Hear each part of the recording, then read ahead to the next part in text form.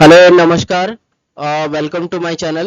मैं आज आपको इस वीडियो के जरिए आपको बताऊंगा कि आप अपना कटा हुआ टीडीएस कैसे देखना है। देखो, टीडीएस के चार प्रकार से डिडक्ट होते हैं आपके इनकम से। पहला, जो आप इनकम कमाते हैं उसके ऊपर टीडीएस काटता है कौन? आपके एम्प्लॉयर। जो आपको अमाउंट पे करता है वो आपका टीडीएस काटता है, जो बिजनेस के अकॉर्डिंग कटता है। दूसरा, आपके कमीशन अगेन कटता है। मतलब आप किसी कंपनी में कोई काम करते हैं तो कंपनी में जो काम करते हैं आप कमीशन बेस करते हैं तो आपको टीडीएस काटा जाएगा। जैसे बजाज फाइनेंस है, आईडीएफसी है, होम क्रेडिट है। ये जो अपने एम्प्लॉयर को जो हायर करते हैं वो कमीशन बेस पे करते हैं, फिक्स सैलरी पे नहीं। फिक्स सैलरी में वो बंदे हैं जो बजाज की तरफ से ऑन रोल जुड़े। जो ऑफ रोल या जो थर्ड पार्टी है, जो एजेंसी हायर होते हैं, वो थर्ड पार्टी थ्रू वो कमीशन बेस पे जो है बजाज फाइनेंस या होम क्रेडिट, आईडीएफसी या बहुत सारे लैंडिंग कंपनियां एनबीएफसी है उनसे जुड़े हैं, जो बैंक के रिकवरी करते हैं। वो एजेंट होते हैं, बैंक के कोई डायरेक्ट एम्प्लॉय नहीं होता है, क्योंकि डायरेक्ट एम्प्लॉय कभी भी आपके घर पे विजिट नहीं करता है। ठीक है। तो जो कमीशन एजेंट होता है, जब वो रिकवरी करके, अगर मान लीजिए 1,000 रुपए किसी कस्टमर से रिकवर करके अगर वो अपने एनबीएफसी कंपनी, जो बजाज है, आईडीएफसी है, जो उनको देता है, तो बजाज फाइनेंस उनकी जो पे आउट है 5 रुपए में 3 रुपए, 1.5 रुपए, 3 रुपए टीडीएस काट के देता है। मतलब अगर उन्हें अगर 1,000 रुपए अगर किसी से रिकवर करके अगर बैंक को देता है तो बैंक उनका 10 रुपए देता है। मतलब 10 रुपए में वो अपना 1 रुपए, 1.5 रुपए टीडीएस काट लेती है और 8.5 रुपए, 9 रुपए समथिंग अमाउंट उसे उसके अकाउंट में क्रेडिट कर दिया जाता है। तो वो उसे जो अमाउंट कहते हैं वो कमीशन एजेंट कहते हैं। और टीडीएस क्या होता है, एक अपना आधार से पैन अगर आपका लिंक नहीं है तो बैंक कभी भी टीडीएस काटेगा। देखो, आधार से पैन लिंक नहीं है कोई बुरी बात नहीं है। एक्चुअली क्या है कि ये जो चीजें लाया गया है ये सरकार ने सोच समझ के लाया, क्योंकि बहुत सारे लोग क्या करते हैं कि मल्टीपल पैन कार्ड रखते हैं, इस वजह से वो फाइंड आउट नहीं हो पाते। तो इस वजह से सरकार ने क्या किया है, इस चीज को रोकने के लिए टीडीएस काटना स्टार्ट कर दिया। इस वजह से काफी सारे लोगों ने अपने आधार से पैन लिंक करवा लिए। पहले तो फ्री में था, अब वो 1,000 रुपए चार्ज लेते हैं। कुछ जगह पे जो सीएससी से या किसी साइबर कैफे में कराते हैं तो वो 1,100-1,200 रुपए चार्ज करते हैं। सीए 1,500 रुपए तक का चार्ज करता है। तो आप नजदीकी सीएससी सेंटर या जन सेवा केंद्र या फिर साइबर कैफे में चले जाइए, आपका 1,000-1,200 में 1,100 में काम हो जाएगा। तो आप सीएससी किसी चार्टर्ड अकाउंटेंट से ना मिलिए तो चार्टर्ड अकाउंटेंट बहुत ज्यादा चार्ज करेगा। तो आप किसी साइबर कैफे या सीएससी सेंटर में जाओगे तो बेटर होगा। सीएससी सेंटर का नाम इसलिए मैं उपयोग कर रहा हूँ क्योंकि सीएससी एक आज के डेट में एक ब्रांड है और इंडिया का लार्जेस्ट नेटवर्क है। आप सीएससी सेंटर इंडिया में हर कोने में, चाहे वो जम्मू कश्मीर हो या श्रीनगर हो या कन्याकुमारी हो या बड़ोदरा हो, महाराष्ट्र हो या दिल्ली हो या गुड़गांव हो, आपको हर जगह पे मिलेगा। आज के डेट में नंबर 1 लार्जेस्ट सेलिंग कंपनी है, नेटवर्क है, वो सीएससी है। चाहे बैंकिंग रिलेटेड हो, फाइनेंशियल रिलेटेड हो, हर जगह पे आपको सीएससी आपको मिलेगा। हाँ, सीएससी में कुछ एम्प्लॉय भले ही नेगेटिव बंदे हैं या सीएससी के नाम पे लेके करते हैं, मगर जो सीएससी से जेन्युइन वर्क करते हैं वो आपसे कभी भी धोखाधड़ी नहीं करेंगे। कुछ करते हैं, मैं सबका नाम नहीं बता सकता, मगर जो आपके वहां पे अच्छा इसका फीडबैक हो, जो अच्छा काम करता हो, वो आपसे कभी ये काम नहीं करेंगे। ठीक है। तीसरा जो टीडीएस कटता है वो आपके सैलरी के अगेंस्ट, सॉरी, फोर्थ जो है आपकी सैलरी के अगेंस्ट। जो बंदा जो एम्प्लॉयर के पास काम करता है उसकी सैलरी 5 लाख के जब ऊपर क्रॉस करता है तब उसकी एम्प्लॉयर उसका टीडीएस काटना स्टार्ट कर देता है। 1 से 1.5%, 2% के आसपास होता है। तो अगर आप इनकम टैक्स फाइल करते हैं और उनको बता, टैक्स में अगर आप मेंशन करते हैं कि आपकी बेसिक सैलरी क्या है और रेंट, होम रेंट और ट्रैवलिंग अलाउंसेस, अगर ये सब चीजें उसमें बताते हैं तो वो रिवाइज होके आपको रिफंड मिल सकता है। इसके लिए form 16 part A part B आपसे एम्प्लॉयर से लेना होगा। अगर form 16 part A part B में आपका जो भी डाटा रहेगा वो आपको इनकम टैक्स में आईटीआर 1 करना होगा, सैलरीड एम्प्लॉय 1 करेंगे, और बिजनेस जो मैन है, जो बिजनेस से जो इनका पैसा आता है, जो कमीशन एजेंट है, वो आईटीआर 4 करेंगे। तो ये दो तरीके से उनका जो भी टीडीएस कटा रहेगा वो रिफंड मिल जाएगा। आप अगर फाइल करना चाहे तो आप कर सकते हैं, मगर अगर आपको नॉलेज नहीं है तो आप किसी एक्सपर्ट का सहारा लीजिए। अगर आपको लगता है आपका सीए, आप सीए के पास जाना चाहते हैं तो आप जा सकते हैं। अगर सीए आपसे अगर ज्यादा कॉस्ट मांगते हैं तो आप किसी सीएससी सेंटर में मिल सकते हैं। मैंने, जहां तक मैं अभी उड़ीसा में हूँ, तो 2-4 सीए से मैंने मिला था तो उनका फीडबैक अलग ही था मुझे। मैं आपको शेयर करना चाहूंगा। सीए जब किसी का टीडीएस फाइल करते हैं तो सीए जो टोटल वैल्यू होता है टीडीएस का उसका 10% आपसे डिमांड करते हैं, प्लस जो आईटीआर फाइल करते हैं उसका 1000, 2000, 3000 जो है चार्ज करते हैं। एक्चुअली देखो आईटीआर फाइल करने का 2-3 हजार वो उनके लिए होता है जो एप्लीकेबल होता है जिनके लाखों करोड़ों के ट्रांजेक्शन है, जिनके 2-3 लाख रुपए 5,000 50,000 का उनका उतना नहीं है। और आप कस्टमर से जो टीडीएस जो भी उनका डिडक्ट हुआ उसके ऊपर 10% आप ले नहीं सकते, ये इनलीगल है। ठीक है, अब जिनको पता नहीं है वो मजबूरन पे करते हैं क्योंकि उनको पता नहीं है, क्योंकि एक सीए का सडनली एक अमाउंट आपसे चार्ज करेगा, एक मिनिमम अमाउंट चार्ज करेगा। बस कुछ बहुत सारे मैंने चार्टर्ड अकाउंटेंट को देखे हैं कि वो लोगों का सीए जो टीडीएस अमाउंट देखने के बाद में ना उनके मन में लालच आता है कि ये पैसा मुझे ही मिल जाए, तो वो ऐसे जो लालची जो चार्टर्ड अकाउंटेंट है उनसे दूर रहेगा। और दूसरी बात मैं आपको कहना चाहूंगा कि आप अपना टैक्स फाइल किसी टैक्स कंसल्टेंट से ही कीजिएगा, किसी मतलब ऐसे लालची लोगों से दूर ही रहेगा, क्योंकि इनके जो मन में है ना आपका टीडीएस का पैसा है ना मतलब लेने में मतलब राम राम जपना पराया माल अपना, इस तरह का उनका सोच रहता है। बहुत सारे मैंने चार्टर्ड अकाउंटेंट है उनका मैंने हमेशा माइंड सेटअप देखे है कि किसी और का भला नहीं करेंगे बट उसका माल अपने जेब में कैसे डाले ये चीज के लिए देखेंगे। वैसे सीए को एक और चीज बोला जाता है, कुर्सी पे आराम। सीए का एक और फुल फॉर्म है, ज्यादातर के सीए का फुल फॉर्म होता है चार्टर्ड अकाउंटेंट, पर कुछ लोगों ने इसका मतलब ही चेंज कर दिए, सीए का मतलब होता है कुर्सी पे आराम। तो लेट्स हम टॉपिक पे लौटते हैं। तो आज मैं आपको पीपीटी के जरिए बताऊंगा आपका टैक्स टीडीएस कैसे देखा जाए। तो जैसे कि मैंने यहाँ पे पीपीटी क्रिएट किया हुआ है, आप देख सकते हैं। आप इनकम टैक्स के ऑफिशियली पोर्टल पे आ सकते हैं। यहाँ पे अपना पैन नंबर, जैसे कि मैंने आपको एक वीडियो में बताया था, आपका पैन नंबर ही यूजर आईडी होता है, तो यहाँ पे आपको पैन नंबर देना होगा, देन कंटिन्यू पे क्लिक करना होगा। जैसे आप कंटिन्यू पे क्लिक करते हैं तो ये यहाँ पे ले आता है सेकंड पेज पे। रीडायरेक्ट होने के बाद में यहाँ पे आपको पूरा पैन नंबर दिखेगा। उसके बाद में आपको यहाँ पे टर्म्स एंड कंडीशन पे क्लिक करना होगा। टर्म्स एंड कंडीशन पे जैसे आप क्लिक करते हैं यहाँ पे पासवर्ड देना होगा। पासवर्ड देने के बाद में यहाँ पे कंटिन्यू का बटन ग्रीन हो जाए, ब्लू हो जाएगा।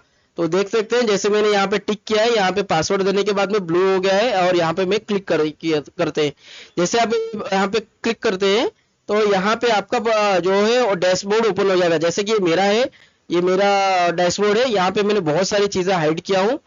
तो यहाँ पे आपका फोटो रहेगा। बहुत सारे लोगों के डेटा में यहाँ पे फोटो नहीं होता, ये मैंने अपने कस्टमाइज किया हुआ है। तो यहाँ पे फोटो है, बहुत 90% लोगों के डेटाबेस में फोटो ही नहीं होगा। ठीक है, यहाँ पे आपका पैन नंबर पूरा दिखता है। यहाँ पे आपका पूरा नाम रहेगा, यहाँ पे लिखा हुआ है वेलकम बैक विजय, यहाँ पे पूरा नाम लिखा रहता है, किसी किसी का फर्स्ट नेम लास्ट नेम रहता है। उसके बाद में यहाँ पे पूरा नाम दिखता है 100%, और यहाँ पे क्लिक करोगे तो आप अपने प्रोफाइल में जाके कुछ चेंजेस करना हो तो कर सकते हैं। उसके बाद में यहाँ पे आपका आधार नंबर दिख रहा है, यहाँ पे फिलहाल मेरा आधार नंबर दिख रहा है 9042, और बाकी चीजें हाइड है। तो इस चीज को मैंने ऐसे ही रखने दिया ताकि मुझे पता है 4 नंबर से कोई मुझे हैक नहीं कर सकता, तो इसलिए मैंने उतना ही रखा है। उसके बाद में यहाँ पे आपका मोबाइल नंबर दिखेगा, यहाँ पे आपकी ईमेल आईडी, और यहाँ पे अदर डिटेल्स आपको दिखेगा। यहाँ पे आपका, यहाँ पे अगर आप क्लिक करते हैं अपडेट पे बैंक अकाउंट के आगे, तो आपका कौन सा बैंक लिंक है आप देख सकते हैं। उसके बाद में यहाँ पे जाने के बाद में आपको क्या करना है कि यहाँ पे ई फाइलिंग पे क्लिक करना है। यहाँ पे ऊपर देख सकते हैं डैशबोर्ड के बाजू में ई फाइल करके है। ई फाइल पे जैसे आप क्लिक करोगे तो इनकम टैक्स रिटर्न्स पे आपको क्लिक करना है। जैसे आप रिटर्न्स पे क्लिक करोगे तो यहाँ से आपको चौथा नंबर पे दिखेगा व्यू फ्रॉम 26 AS, आपको यहाँ पे क्लिक करना है। जैसे आप यहाँ पे क्लिक करोगे पेज रीडायरेक्ट हो जाएगा और यहाँ पे एक कंफर्मेशन का मांगेगा, तो आपको यस करना है। जैसे आप यस करते हो तो आपको टीडीएस का एक कंपनी है ट्रेसर्स करके यहाँ पे आपको ले आएगा। उसके बाद में यहाँ पे आपको एक क्लिक करना है, टिक करना है। जैसे आप इसके ऊपर क्लिक करोगे ये ब्लू मार्क हो जाएगा, देख सकते हैं। यहाँ पे मैंने क्लिक किया तो ये ब्लू मार्क हो गया। आपको यहाँ पे क्लिक करना है। क्लिक करने के बाद में आपको उसके बाद में पेज ऐसा दिखेगा रिडायरेक्ट होने के बाद में। तो यहाँ पे आपको फॉर्म 26 एनुअल टैक्स स्टेटमेंट पे क्लिक करना है। ये वाले पेज पे देख सकते हैं, इस वाले लिंक पे, ये वाले पे नहीं, ये इस वाले पे लिंक पे। जैसे आप इस पे क्लिक करते हैं तो यहाँ पे आपको कुछ डाटा आएगा। तो देख सकते हैं जैसे मैंने यहाँ पे हाइड किया है। आपको सबसे पहला असेसमेंट चेक करना है कि आपको कौन से असेसमेंट का आपको टीडीएस फाइल देखना है कौन। तो आपको यहाँ पे उस असेसमेंट को सेलेक्ट करना है। अभी मैंने फ्यूचर ईयर में सेलेक्ट किया है, जो असेसमेंट चल रहा है अभी 24-25, वहां पे मैंने क्लिक किया। और उसके बाद में व्यूअर्स आपको यहाँ पे टेक्स्ट आएगा और HTML रहेगा। तो आपको क्या करना है, HTML पे क्लिक करना है। उसके बाद में व्यू डाउनलोड पे आपको क्लिक करना है। जैसे आप HTML और आपको उस असेसमेंट फाइल का देखना है TDS कितना कटा है, तो जैसे आप सेलेक्ट करते हैं और HTML पे आप क्लिक करने के बाद में व्यू TDS डाउनलोड पे क्लिक करना है। तो कुछ पेज तो डाउनलोड नहीं होगा, अगर डाउनलोड करना है आपको स्टेटमेंट, तो यहाँ पे एक्सपोर्ट एंड PDF पे अगर क्लिक करोगे तो डाउनलोड हो जाएगा। उसके बाद में यहाँ पे आपका पैन नंबर दिखेगा, एक्टिव एंड ऑन ऑपरेटिव। तो एक्टिव ऑन ऑपरेटिव मतलब होता है जो पैन आधार से लिंक होता है वो एक्टिव एंड ऑपरेटिव, जो पैन आधार से लिंक नहीं रहता है वो इन ऑपरेटिव लिखा, एक्टिव एंड इन ऑपरेटिव लिखा रहेगा। यहाँ पे लिखा रहेगा आपका कौन सा असेसमेंट है। तो अभी ये मतलब 2023 जो था वो 23-24 का असेसमेंट ऑफ ईयर था, तो यहाँ पे असेसमेंट ईयर लिख के आएगा। यहाँ पे फ्यूचर का असेसमेंट मतलब करंट अभी ये चल रहा है। उसके बाद में यहाँ पे आपका पूरा नाम रहेगा जो एज पर पैन कार्ड पे है, और उसके बाद में यहाँ पे वो एड्रेस रहेगा जो पैन कार्ड आपको डिस्पैच हुआ था और जहां पे आपने रिसीव किया है। बहुत सारे लोगों का यहाँ पे एड्रेस डिफरेंट रहेगा, क्यों रहता है, अगर कोई कस्टमर अगर अपने एड्रेस पे अगर पैन कार्ड रिसीव करता है तो यहाँ पे उसका एड्रेस रहता है, मगर कुछ कस्टमर अगर पैन कार्ड अगर एजेंट के एड्रेस पे अगर रिसीव करता है या हैंड डिलीवरी लेता है, तो उस बेस में क्या होता है कि यहाँ पे वो एड्रेस आएगा जो एजेंट ने पैन कार्ड रिसीव किया था जिस एड्रेस पे, तो वो एड्रेस आता है। तो इस एड्रेस से कोई लेना देना नहीं है, बस आपको मैं बता रहा हूँ नॉलेज के लिए। उसके बाद में यहाँ पे आ जाता है आपका TDS का डिटेल, यहाँ पे डेटर आ जाता है। यहाँ पे जैसे कि आप देख सकते हैं CSC के तरफ से मैंने पिछले साल जो है मैंने 4,881 रुपए का मैंने एक ट्रांजेक्शन किया था, जिसके ऊपर मुझे 246 रुपीज का मैंने सॉरी मैंने नहीं CSC ने TDS डिडक्ट किया था। उसके बाद में CSC अकेडमी में 136 रुपीज का ट्रांजेक्शन किया था, जिसमें 7 रुपए TDS डिडक्ट हुआ। उसके बाद में एक कंपनी है जिसके साथ में मैं लिंक शेयर करता हूँ, तो वहां पे मैंने एक लिंक शेयर किया था, मैंने 25 रुपए अर्न किया था, जिसमें 1 रुपए 25 पैसा मेरा यहाँ पे TDS डिडक्ट हुआ था, और यहाँ पे देख सकते हैं। उसके बाद में पेनियर करके कंपनी है जिसके साथ में मैं मनी ट्रांसफर करता हूँ और लोकल डोमेस्टिक मनी ट्रांसफर करता हूँ। तो यहाँ पे देख सकते हैं पेनियर ने मैंने 30,000 इनकम मैंने कमाया था लास्ट ईयर में, और 30,000 के अगेन में उसने मुझसे 1,500 रुपया TDS डिडक्ट किया था, तो 1,513 रुपए यहाँ पे TDS करेक्ट जमा हो चुके हैं। उसके बाद में मैं जियो का रिचार्ज करता हूँ जियो प्लस से, तो जियो की तरफ से मैंने 242 रुपीज से इनकम कमाया था रिचार्ज के अगेंस्ट, तो यहाँ पे मुझसे 12 रुपए 14 पैसा उन्होंने डिडक्ट किया। तो ये जो टोटल अमाउंट है, ये जो अमाउंट रहता है ये मेरा TDS है। जब रिटर्न फाइल करते हैं तो ये सारे अमाउंट को कैलकुलेशन करके वहां पे इनकम टैक्स के पोर्टल में अपडेट करना होता है, तो ये सारा पैसा मुझे रिफंड होता है। ओके और एक आपको एक नॉलेजफुल डाटा दूंगा, देख सकते हैं यहाँ पे जैसे कि आप मैंने दिखाया था कि CSC ने मैंने CSC के साथ में 4,881 रुपए का मैंने बिजनेस किया था, जिसके अंदर मुझे 240 रुपीज का जो TDS डिडक्ट हुआ, उस TDS का देखो डाटा, कौन कौन से महीने में मैंने कितने का बिजनेस किया था ये यहाँ पे क्लियर लिखा हुआ है। बट ये कुछ डाटा है ना रॉन्ग भी होता है, तो अभी जो मैं आपको दिखा रहा हूँ ये मुझे इनकम टैक्स में 31 दिसंबर तक का जो भी TDS अमाउंट है CSC ने 3 फरवरी के दिन मेरे इनकम टैक्स के में जमा करवाया है।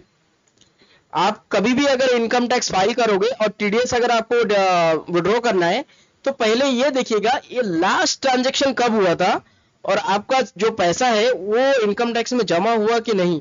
अगर मान लीजिए यहाँ पे अगर हर साल 15 जून तक जो गाइडलाइन है इनकम टैक्स का 15 जून तक का उनका टाइमिंग है, 15 जून से पहले इनकम टैक्स में जो भी TDS का एम्प्लॉय का डिडक्ट किया रहेगा एम्प्लॉयर ने, मतलब आपकी कंपनी ने जो भी TDS काटा गया है वो 3 महीने के अंदर अंदर जो है डिपॉजिट करना है इनकम टैक्स में।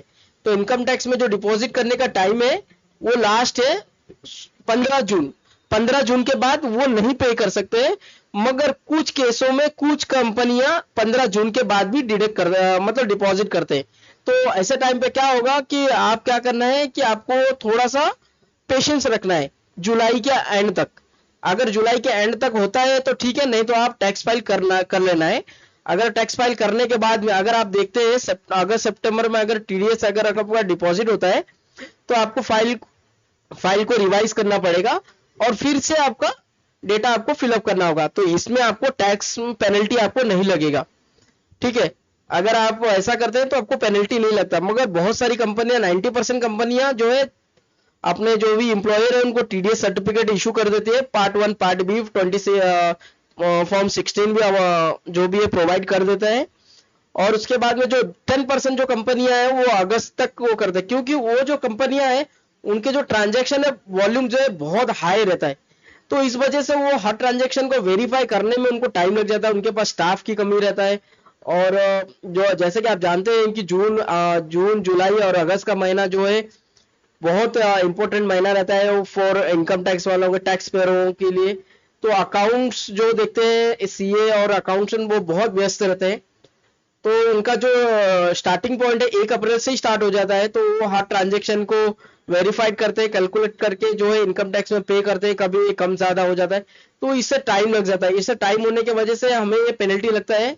फिलहाल इस पे इनकम टैक्स में बात चालू है कि जो डेडलाइन है 31 जुलाई है, उसे 31 अगस्त तक ले जाने के लिए, 30 अगस्त तक ले जाने के लिए फिलहाल बातचीत चालू है। बट अभी तक इनकम टैक्स की तरफ से कुछ ऐसे जानकारी नहीं आया कि वो डेडलाइन बढ़ाने वाले हैं, तो ऐसा तो उनका ऐसा कुछ लग भी नहीं रहा है। तो मेरे हिसाब से आप 31 जुलाई तक अपना टैक्स फाइल जो है कर लीजिएगा। अगर आपको टैक्स फाइल खुद भी कर सकते हैं, नहीं तो किसी एक्सपर्ट से कर सकते हैं। मगर आपको अगर नहीं पता और कोई आइडिया नहीं है, बेसिक आइडिया नहीं है, तो मैं आपको बोलूंगा कि आप मत ही कीजिए। क्योंकि अगर गलती से अभी इनकम टैक्स का आपको अगर नोटिस आ गया, तो इनकम टैक्स तो आपका इस साल का तो जस्टिफाई मांगेगा ही, प्लस अगर आपने कुछ भी इनलीगल या कुछ इनलीगल एक्टिविटीज किया रहेगा तो वो भी डाटा आपसे मांग सकता है। तो अब बेटर होगा कि आप किसी एक्सपर्ट से अपना टैक्स फाइल कीजिएगा और ट्राई कीजिएगा कि खुद ना करें। अगर आपको नॉलेज है तो ही कीजिएगा, नहीं तो आप ना करें। अगर आपको लगता है कि आपका चार्टर्ड अकाउंटेंट आपसे ज्यादा फीस चार्ज करा है, तो आप 2-3 लोगों से आप जो भी आपके नजदीकी कॉमन सर्विस सेंटर या सीएससी सेंटर या अदर किसी चार्टर्ड अकाउंटेंट है, तो उनसे आप बात कर सकते हैं। आप अपना कंसल्ट बता सकते हैं कि सर मेरा इतना टीडीएस है और मुझे विड्रॉ करना है, मेरे पास फॉर्म 16 है। तो आप उनको पूछ सकते हैं कि क्या चार्ज होगा। आप 2-3 लोगों से नेगोशिएशन कीजिए, जो आपको बेटर लगे वो आप कर सकते हैं। अब रहेगा बिजनेस वालों को, बिजनेस वालों को तो फॉर्म 16 मिलेगा नहीं, क्योंकि वो सैलरीड एम्प्लॉय नहीं है, तो उनको तो बिजनेस में आता है, तो उनके लिए फॉर्म 26 ही बेटर है। यही एक उनके पास ऑप्शन रहता है, फॉर्म 26। बट इनको एक चीज आपको और दिखाना होगा, जो फॉर्म 16 और फॉर्म 26 और फॉर्म 16 में, कि जो फॉर्म 16 जो रहता है टैक्स पेयर जो इनकम फॉर सैलरी से आता है, उन्हें कैश और ऑफलाइन ट्रांजेक्शन और ऑनलाइन ट्रांजेक्शन दिखाना नहीं होता। जबकि बिजनेस पर्सन को जो है ऑनलाइन ट्रांजेक्शन और ऑफलाइन ट्रांजेक्शन दिखाना होगा। और उनको पूरे जो फाइनेंशियल ईयर जो 31 मार्च से लेके 1 अप्रैल से लेके 31 मार्च तक के जो फाइनेंशियल ड्यूरिंग पीरियड है, इस बीच में उन्होंने कितना ट्रांजेक्शन किया था, कैश में कितना था और ऑनलाइन कितना है, वो आपको दिखाना होगा। दोनों में एक छोटा सा कॉमन चीज है, तो आप ये चीज को ध्यान में रखिएगा। और टैक्स फाइल करते समय आप किसी एक्सपर्ट का सहारा लेके आप कर सकते हैं। आप मुझे बताइएगा वीडियो का आपको कैसा लगा, और मुझे कमेंट करके बताएगा अगर आपको कुछ समझ में नहीं आया तो आप जैसे देख सकते हैं कि ये मेरा जो असेसमेंट ईयर है, अप्रैल से मेरा टीडीएस कटना चला हुआ है और 31 दिसंबर तक का लास्ट डेट था। जो भी है फाइनेंशियल में जो 9 महीने मैंने जो भी इनकम कमाया है, यहाँ पे डिपॉजिट हो चुका है 4 फरवरी को। अब जो 3 महीने का पैसा बाकी है, जैसे कि जनवरी फरवरी मार्च, वो पैसा मार्च के बाद 15 जून तक उनको डिपॉजिट करने का एक टाइम है, तो उस बीच में वो पैसा जमा कर देंगे। ठीक है, धन्यवाद आपको मेरे वीडियो देखने के लिए। आपको अगर कुछ भी हेल्पफुल लगा तो उसके लिए मुझे बहुत खुशी होगा। अगर आपको कुछ समझ में नहीं आया तो आप मुझे इस चैनल नोटिफिकेशन के जरिए मुझे बताइए, कमेंट कीजिए कि आप मुझे ये समझ में नहीं आया, तो मैं आपको गाइड कर दूंगा। धन्यवाद।